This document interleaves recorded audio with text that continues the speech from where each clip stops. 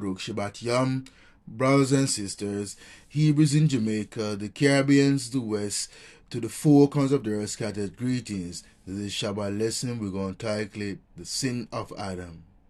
The Sin of Adam, brothers and sisters. We're going to look into Romans 5:12, right? Wherefore as by one man sin entered into the world, right? The design of these words and the following is to show how men came to be in the condition before described as ungodly. Romans 5:6, sinners. Romans 5:8. So let's look at that. Talk about enemies, brothers and sisters, right? Okay, brothers and sisters, take a look at the screen. We're going to take it from Romans 5:8 to 13. That's Romaim. Romans 5:8 to 13 from the Sefer Bible. Right, brothers and sisters? So that's Romans 5:8 to 13, the Sefer Bible, right? But Elohim commanded his love toward us in that while we were yet sinners, Mashiach died for us. So the us is Israel. Right, brothers and sisters, the us is Israel. And those Gentiles that cling on to Israel and the commandments of the Most High Yahuwah. For on that part and in that context, you understand, the kingdom of the Most High on earth shall have a head, shall have a body. And you know the body entails a head, hands, feet, nose, eyes, mouth, ears. You understand? And the head of that kingdom will be Israel. And those Gentiles that cling on to Israel shall be our servant. Right, brothers and sisters? So, but Elohim commanded his love towards us in that while we were yet sinners, Mashiach died for us. Much more than being how justified by his blood, we shall be saved from wrath through him.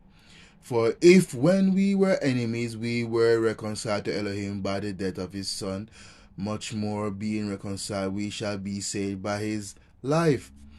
And not only so, but we also join Elohim through our Adonai Yahushua Mashiach, by whom we have now received the atonement. Wherefore, as by one man sin entered into the world, and death by sin, and so death passed upon all men, for that all have sinned. For until the law, sin was in the world, but sin is not imputed when there is no law. So what I mean, brothers and sisters, right? What verse 30 mean? For until the law, sin was in the world, but sin is not imputed when there is no law. What that means, brothers and sisters. The meaning of Romans 5:13, brothers and sisters, right? People cannot break a law that doesn't exist. That's basically what verse 13 is saying, right? People cannot break a law that doesn't exist, and if it doesn't exist, they cannot be charged, brothers and sisters, with breaking it. That is why from the time of Noah up until when Moses received the law, there was no law to break. Yes, they have the natural moral laws, you know what I mean? But, you know, there was no written law. Because every word that come out the Most High word is a law, basically, and instructions. Right? But it wasn't a written law. You know what I mean? Back then when he gave, Adam and Eve, or Adam first, he gave Adam first a verbal law: do not eat of this tree or that tree. Right? So that's a verbal law. Nonetheless still a law. You understand? But in this case, in Romans 5:13, he's talking about the written law, not the verbal law. You understand? He's talking about the written law. That's what it means in verse 13. People cannot break the written law that doesn't exist. But if it doesn't exist, they cannot be charged with breaking it. Talk about the written law. This is what Paul is saying in Romans 5:13. People from Adam to Moshe were not charged with breaking Elohim's law. The reason they cannot be charged is because during that time there was no law to break. Right, brothers and sisters? So you have a full understanding of Romans 5:13, right? So Romans 5, we just went over enemies. It's all about enemies, right? Romans 5:10, and to express the love of the Mashiach in the redemption of them and the largeness of Elohim's grace to all sorts of men. The connection of them is with Romans 5:11, by which it appears that the saints have not only an expiation of the sin by the blood of the Mashiach, but a perfect righteousness by which they are justified in the sight of Elohim, and the manner how they came at it, or this becomes theirs, together with the necessity of their having much and one, are here declared. Is meant Adam, the first man and parent of mankind, who is mentioned by name in Romans 5:14, right? Sin which came by him designed a single sin, and not many, even the first sin of Adam, which goes by different names as sin. Here, transgression, Romans 5:14, the offense of fall, Romans 5:15, Romans 5:17, Romans 5:18. Take these things down and research it, right, brothers and sisters? Disobedience, 5, Romans 5:19, and whatever was the first step or motive to it, which led to it, whether pride, unbelief, or concupiscence, right? Concupiscence, it was finished by eating the forbidden fruit, and is called sin emphatically, because it contained all sin in it, was attended with aggression. So here in Romans 5:14, colon 14, the offense or fall, you see that in Romans 5:14, and Romans 5:15 you will see, and 5:17 and 18 disobedience, and 19 and whatever was the first step or motive to it, which led to it, whether pride, unbelief, or conspicuousness, it was finished by eating the forbidden fruit, and is called sin emphatically, because it contained all sin in it, was attended with aggravating circumstances, and followed the dismissal consequences. Hence may be learned the origin of moral evil among men, which comes not from Elohim but man. Of this it is said that it entered into the world, not the world above. Right? It says enter into the world, the earthly world. Their sin entered by the devil, but the world below, and it first entered into paradise. Paradise is talking about Garden of Eden in scriptures, brothers and sisters. Paradise is talking about the Garden of Eden on earth in scriptures. And then passed through the whole world. It entered into men by the snares of Hashatan, and by him it entered into all inhabitants of the world, into all men that descend from him by ordinary generation, and that so powerful that there is no stopping of it. It has entered by him, not by imitation, for it has entered into such as never sinned after the similitude of these transgressions, right? Such as never sinned after the similitude of this transgression. Infants or otherwise death could not have entered into them, and into such who never heard of it. As the heathens besides sin entered as death did, which was not by imitation, but imputation, for all men are reckoned dead in Adam, being accounted sinners in him. Add to this that in the same way Mashiach righteousness come upon us, which is by imputations Adam's sins enter into us, or becomes ours, upon which death follows. Right? So we're looking at death by sin. Right, brothers and sisters? So we just covered wherefore, as by one man sin enter into the world. I'll give you context for that. Now I'm going to give a context of and death by sin. Right? That is, death has entered into the world of men by sin, by first sin of the first man. Not only corporeal death, but a spiritual and moral one.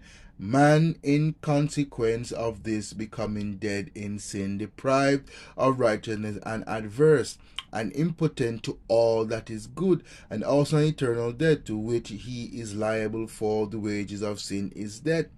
Romans 6:23. Even eternal death, all mankind are in legal sense dead. The sentence of condemnation and death immediately passed on Adam as soon as he had sinned, and upon all his posterity. So you see why the Most High designed salvation for Israel. You understand? And that you understand why we as mere human beings can't just reconcile our sinful wickedness on our own. Because how can we? If you already born with sin before you even enter into the world, right? How is it that you can save yourself? Because sin is a spiritual thing. You understand? A detriment to the soul and the body, because the body houses the soul and the spirit. You understand? Sin is like a cancer that attacks the organs, the spiritual organs of the body, which is the soul and the mind. Right, brothers and sisters? You know, the soul and the mind, the spiritual organ of the body. You understand? You use the mind to meditate on the Most High, your soul to you know what I mean, to receive Him. And then the body function carry out the works of the Most High. The physical and manual work of the Most High, brothers and sisters. That is why Yahusha was a perfect and permanent sacrifice, because he did not have sin. There was no sin found in him, nor guile, brothers and sisters. You understand? And so death passed upon all men. The reason of which was for that, or because in him all have sinned. Right? All men were naturally and seminally in him, as he was the common parent of mankind. He had all human nature in him, and was also the covenant head and representative of all his posterity, so that they were in him both naturally and federally, and so sin in him. Right? So let's break this down, brothers and sisters. All men were naturally and seminally in him, as he was the common parent of mankind. So that line, brothers and sisters, the Adomian line, comes straight down to us today as people, Israel, right? If you take a look at the screen, brothers and sisters, you see a chronology chart from Adam to Abraham, right? Chronology chart from Adam to Abraham. You understand? Shows you that not everybody came from Adam. It's just that the royal line, the royal bloodline, come down to Israel and their descendants today. Hence, the real humans are so-called black people, right? So, timeline from Adam to Abraham, lifespan of the biblical patriarch. This timeline chart of the generation of the faithful to Elohim from Adam to Abraham shows the first 20 generations of the patriarch of the Bible. From Adam to Noah, or Noe, or Noach, there were 10 generations, making Noah the 10th and last of the pre-flood patriarchs. Right? Adam lived 130 years and begot a son in his own likeness, after his image, and named him Seth. Right? From Noah to Abraham, originally Abram, the patriarch of the Hebrews and Arabs. There were also 10 generations, making him the 10th patriarch from Noah. The lifespan of the biblical patriarch before the flood was considerably longer than that of those after the flood, and considerably longer than that of those after the flood. Let's see what the Bible says about some of the patriarchs of the Bible from Adam to Abraham. Right? Adam's lifespan was 930 years. Right? Although we do not know the precise year of creation and Adam's fall into sin, what we do know is that Adam was 130 years old when his son Seth was born. Adam's fall into sin must have occurred several years, possibly decades, prior to the birth of Seth, as Cain and Abel were born after the fall and well before the birth of Seth. They were both adults when Cain killed his brother Abel, and Abel was dead by the time Seth came into the world. The 5th chapter of the book of Genesis, the book of generation of Adam, provides us with a list of the descendants of Adam who walked in the righteousness of Elohim's laws and commandments, from Seth to Noah, recording their ages at the birth of their faithful and righteous sons of their age at death. Adam lived up to 56 years of Lamech, the father of Noah, but did not get to see the birth of Noah. This chapter says that Adam had other sons and daughters after Seth, but does not give us their names.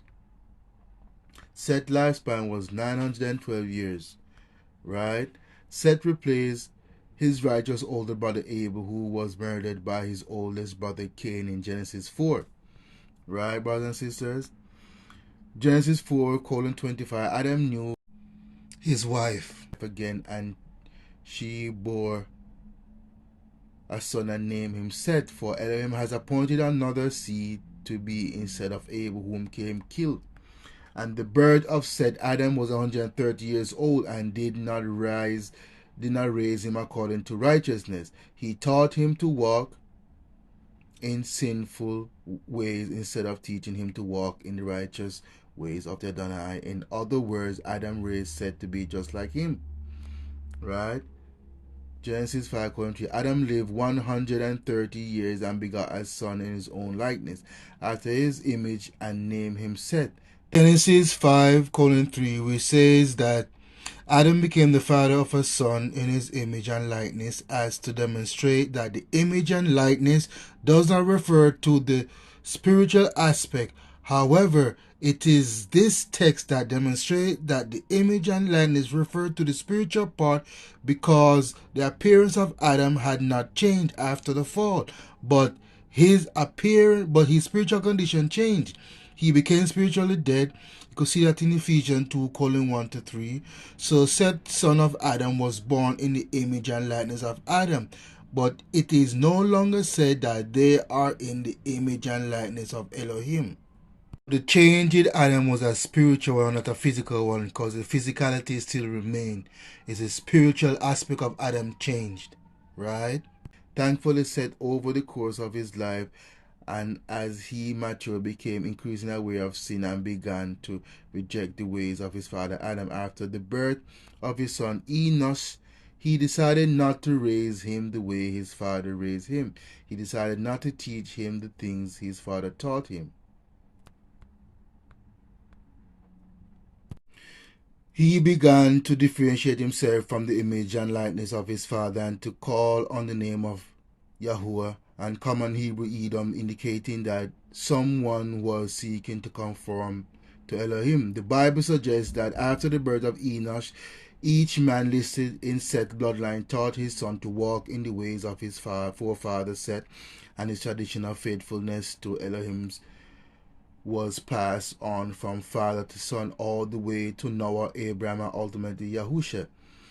This ensured that at least one righteous man would be found in each generation, one who would know the Adonai and who would decide to be conformed to his image and likeness. In other words, to the Adonai's righteousness. Genesis 4:26. As for Seth, to him also a son was born, and he named him Enos, which means began to call on the name of Yahuwah. Right, brothers and sisters? Enosh's lifespan 905 years. In generation of Enosh, men began to walk with Elohim, and their Donai became their father and family of faithful children willing to reject the world and be conformed to him. Right? Enosh was the first man raised right by his earthly father, the first man raised in the ways of the Adonai, his heavenly father, and in the ways of righteous men seeking to be conformed to the image and likeness of Elohim. Methuselah, lifespan 969 years. Oldest man in the Bible and perhaps the oldest man that ever lived on earth. Right? Lamech lifespan 777 years. Lamech was Noah's father and he was a righteous man, not to be confused with another man by the same name who was a descendant of Cain and who murdered two human beings out of revenge. Interesting fact, Noah's father Lamech was 56 years old when Adam died. Noah's lifespan 950 years. The genealogy of Noah with his descendants is recorded in Genesis 10. Noah met all the pre-flood patriarchs except Adam and Enoch and was 14 years old when Seth died. Let me repeat that, brothers and sisters. The genealogy of Noah with his descendants is recorded in Genesis 10. Noah met all the pre-flood patriarchs except Adam and Enoch and was 14 years old when Seth died. Noah was 600 years old when the waters of the flood covered the earth and destroyed it. He, his family, and his animals were the only survivors of the earth deluge.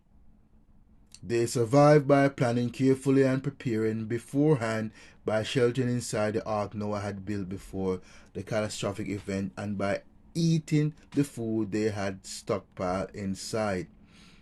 Right, brothers and sisters? Shem, lifespan 600 years. Shem was Noah's second born, the only one who walked in the ways of his earthly father Noah and in conformity to Elohim. Eber, lifespan 464. Eber was the man from whom the Hebrew people got their name and who gave the name to the language they spoke.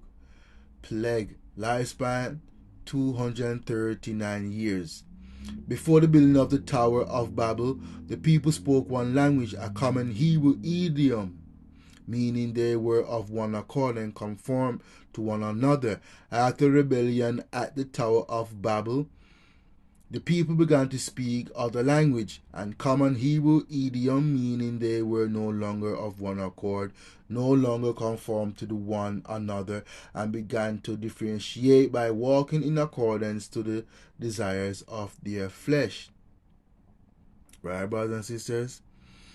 Every family and clan was different as the sinful traditions of the fathers were passed on to their children. This was the beginning of the so-called cultures of the world. Every nation conformed to the image and likeness of their earthly fathers who had forgotten the ways of their former heavenly father. Following this rebellion to Elohim, men were no longer able to get along and understand each other. Conflicts began to arise and they decided that it was best to separate and divide the earth to the nations that descended from Noah. This occurred in the generation of Peleg. So each family and clan chose to go in different directions, with the descendant of Japheth going north and west into Europe, the descendant of Ham going south and west into Africa, and the descendant of Shem remaining in the Mesopotamia and the Levant. And a handful of people continue to remain faithful to Elohim, and we find their names in the chart below. Genesis 10. 25. To Eber were born two sons. The name of one was Peleg, for in his days the earth was divided, and his brother's name was Yoktan. Terah, lifespan 205 years. Terah was Abraham's father. He dwelt in Ur of the Chaldeans, located in modern-day southern Iraq.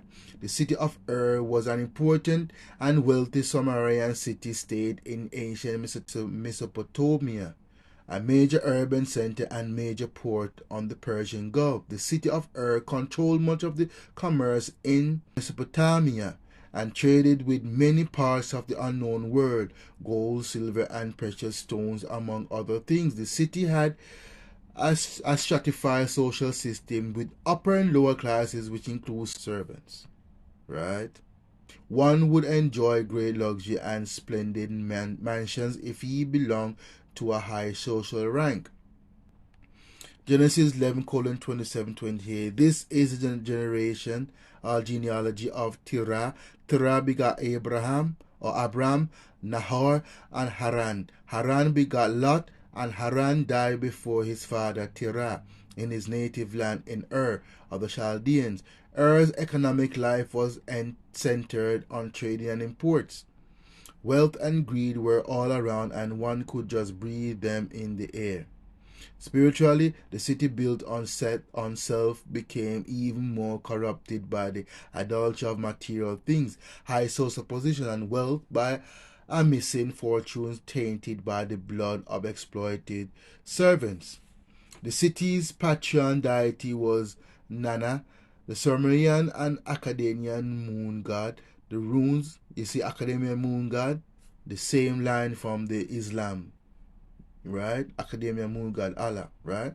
The ruins of the Zoggorat of Ur, which contain the shrine of Nana, were partially restored and are still visible today. There was no way one could serve Elohim in a city like that. Even Terah and his family ended up bowing down to the idolatry of Ur. Joshua 24, 2-3. Joshua said to all the people, "Thus says Yahuwah Elohim of Israel, your fathers, including Terah, the father of Abraham and the father of Nahor, dwelt on the other side of the river, the Euphrates, in old times, and they served other gods. Then I took your father Abraham from the other side of the river, Euphrates, led him throughout all the land of Canaan, and multiplied his seed, descendants, and gave him Isaac. But one day they too began to call on the name of the Adonai," right? That was the day they repented and decided to leave Ur. They crossed the river Euphrates and moved to the land of Canaan, where they and their descendants could serve Elohim and live in peace, right? Genesis 11, 31. Terah took his son Abraham, his grandson Lot, the son of Haran, and his daughter-in-law Sarai, his son Abraham's wife, and they went out with them from Ur to the Chaldeans to go to the land of Canaan. Abraham lifespan 175 years, brothers and sisters, right? So you have an understanding of the genealogy, right? It's not everybody come from Adam, right? Children of Israel, they are descendant of Adam and all the patriarchs, right? Shem is the father of Eber, and Eber that's where we get the Hebrew identity, right? And Israel is our nationality. You see, brothers and sisters, right? Right, so all have sinned, all men were naturally and similarly in him, as he was the common parent of mankind. He had all human nature in him and was also the covenant head and representative of all his posterity. So all his posterity is his people, descendant of him, right? And I just went over the genealogy from Adam all the way down to Yaakov and the 12 tribes, and extending to us today, descendant of Hebrew slave who went into chattel slavery because of disobedience of our foreparents. We were scattered to the four corners of the earth. You see, brothers and sisters, right? And so that they were in him both naturally and federally, and so sinned in him, and fell with him by his first transgression into condemnation and death, right? The ancient Jews and some of the modern ones have said many things agreeable to the apostle doctrine of original sin. They own the imputation of the guilt of Adam's sin to his posterity to condemnation and death, right? Through the sins of the first man, says they, thou art dead, for he brought death into the world. Nothing is more frequently said by them that Adam and Eve through Nothing is more frequently said by them that Adam and Eve, through the evil counsel of the serpent, Amelie Achilleu Newell, Atwim Wimgre, were the cause of death to themselves and to all the world, and that through the eating of the fruit of the tree, right, all inhabitants of the earth became guilty of death, and that this was not merely a corporeal death they gather from the doubling of the word in the threatening in dying, thou shalt die, Genesis 2:17. This double death, say they, without doubt, is the punishment of their body by itself, and also of the soul by itself, right? They speak of some righteous person who died not for any sin of their own, but purely on the account of Adam's sin, as Benjamin the son of Jacob, Amram the father of Moshe, and Jesse the father of David, and Chileab the son of David. To these may be added Joshua the son of Nun, and Zelophehad, and Levi. The corruption and pollution of human nature through the sins of Adam is clearly expressed by them. When Adam sinned, say they, he drew upon him a defiled power, and defiled himself and all the people of the world. This viscosity, which comes from the sin and infection of our first parents, has invaded both faculties and rational soul, the understanding by which we apprehend and the will by which we desire. Right, brothers and sisters? Romans 5:12-13. Wherefore, this refers to all the preceding discourses, from which the apostle infers what follows. He does not therefore make a digression, but returns to speak again of sin and righteousness, as if he had said, we may from these permission infer that the benefit which we believers receive from Mashiach is equal to the detriment we derived from Adam, yea, is one the whole greater than that. For as by one man's sin, that is Adam, the common father of the human species, he is mentioned, and not Eve, as being representative of mankind. And it's true, because when you're tracing a genealogy and the foundation of humanity, you start with the seed of the man, because the seed of the man is a foundation, right? Without the seed, the tree cannot grow, right? That's why they tell you Mother Earth, because Mother Earth is the womb, right? The fertilizer, and the seed. When you put the seed in the fertilized womb or the fertilized earth, it spring forth fruits, trees, offsprings. You see, brothers and sisters. So one cannot exist without the other. You understand, brothers and sisters? Right? So he's a representative of mankind. Sin entered into the world. Actual sin, namely the transgression of Adam and his consequence. A sinful nature which took place in him through his first sin, and which he conveyed to all his posterity. And death with all its attendants, it entered into the world when it entered into being, for till then it did not exist by sin. Right? So before that, Adam was living a peaceful, sinless life until he hearkened to Eve, hence fall. That's why the scripture said Adam did not sin, but Eve was found in the transgression. You see. So therefore it could not enter in before sin, and so namely by one man death passed from one generation to another upon all men.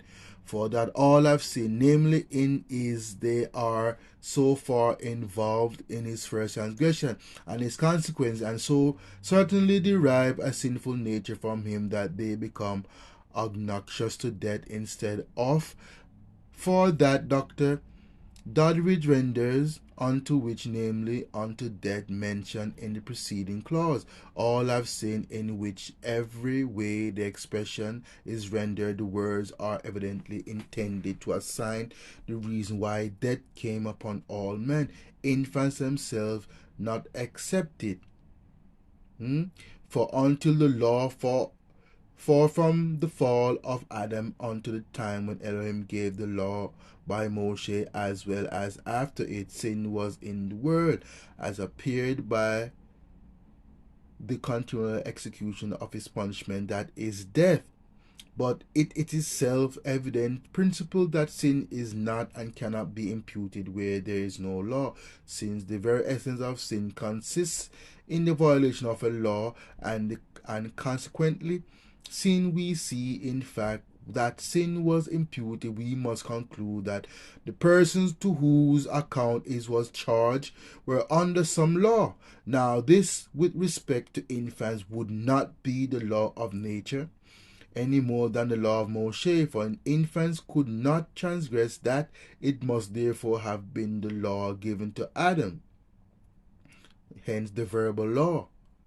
You see, the spiritual verbal law from the Most High, the transgression whereof is in some sense imputed to all, even to infants, he being representative of all his posterity, and they all being in his lions. In other words, they do not die for any actual sin of their own, being incapable while in infancy of committing any but through Adam's sin alone, brothers and sisters. So I hope you understand the sin of Adam, you understand in context and in meaning, and I hope it bless you and make you see a different output of why things happen in the world, brothers and sisters. Right? On that note, Baruch Yahuwah Tzivahu, Baruch Yahuwah Shah Mashiach, Shana, Vishna, blessed love and Shalom.